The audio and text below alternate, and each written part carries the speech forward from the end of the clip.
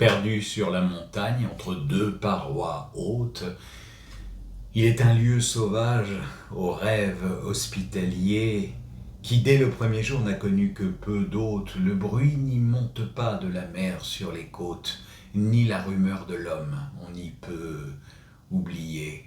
La liane y suspend dans l'air ses belles cloches où les frelons gorgés de miel dorment blottis.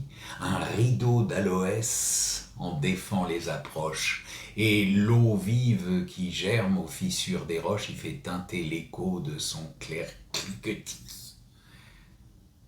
Quand l'aube jette au mont sa rose bandelette, cet étroit paradis parfumé de verdeur, au devant du soleil, comme une cassolette, enroule autour des pics la brume violette qui par frais tourbillons sort de ses profondeurs. Si midi du ciel pur verse sa lave blanche, au travers des massifs il n'en laisse pleuvoir que des éclats légers qui vont de branche en branche, fluides diamants que l'une à l'autre épanchent.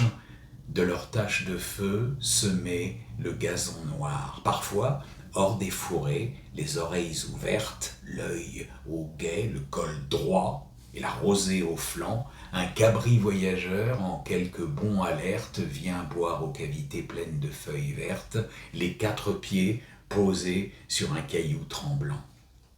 Tout un essaim d'oiseaux fourmille, vole et rôde, de l'arbre au roc moussu et des herbes aux fleurs. Ceux-ci trempent dans l'eau leurs poitrails d'émeraude, ceux-là, séchant leurs plumes à la brise plus chaude, se lustrent d'un bec frêle au bord des nids siffleurs. Ce sont des chœurs soudains, des chansons infinies, un long gazouillement d'appels joyeux mêlés ou des plaintes d'amour à des rires unis.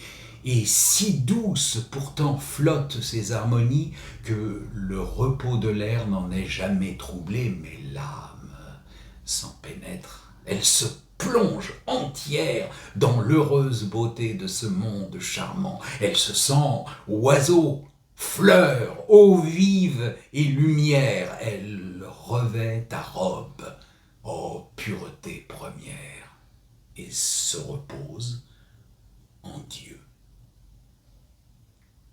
silencieusement.